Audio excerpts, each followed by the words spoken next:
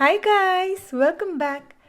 Today I'm sharing with you how to make puris that are crispy yet soft, fluffy and puffed. So let's get started, shall we? For making puris you need 1 cup of wheat flour and 1 cup of all-purpose flour. And I have used a mix of these two flours because that's my preference. But you can make puris with only wheat flour if you want. Then 2 teaspoons semolina or rava.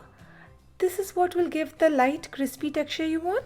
1 teaspoon salt and 1 teaspoon sugar.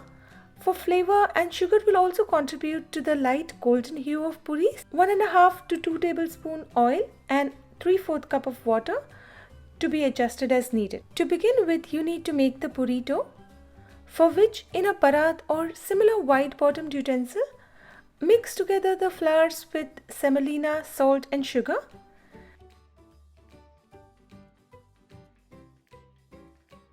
And to this add oil and water little by little and start kneading till the dough comes together.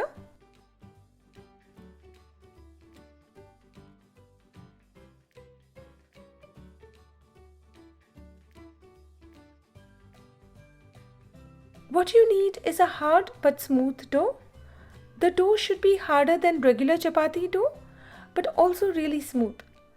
If the dough is dry and crumbly, add a little water or oil to make it smooth.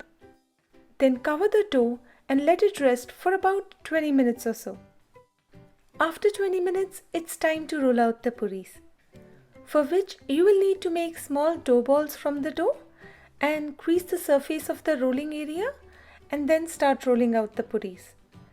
You can also use a little oil to roll out the puris, but I usually don't since the surface is already greased.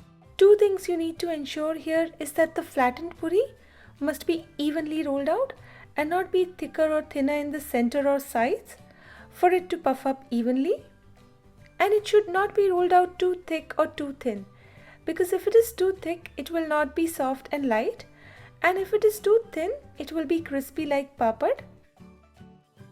This is the kind of thickness you're looking for. Then in a pot, heat up the oil really well for frying puris and test to see if it's at the correct temperature, because this is critical. For testing the oil, drop a small roundel of dough into hot oil. If it comes up immediately without browning, oil is at the correct temperature. Then slide the puri carefully into the oil.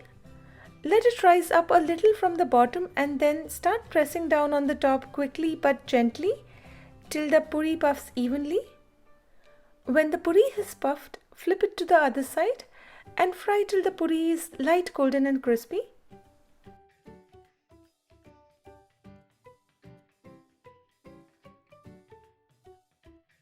When done right, you don't need to flip the puri in oil again. About 10 seconds on each side is more than enough. Fry the rest of the puris the same way, while keeping an eye on the temperature of oil to ensure that it doesn't drop or get overheated as you keep frying the puris.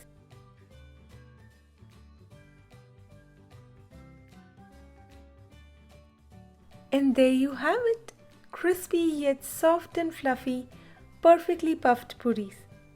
Serve it with shrikhand or your choice of sabzi or curry and enjoy! For the written and printable version of this recipe, check the link in the description box below. And if you like this video, please hit the like button at the bottom of this video. It really helps me out. And subscribe if you haven't already. Until I see you again, happy cooking!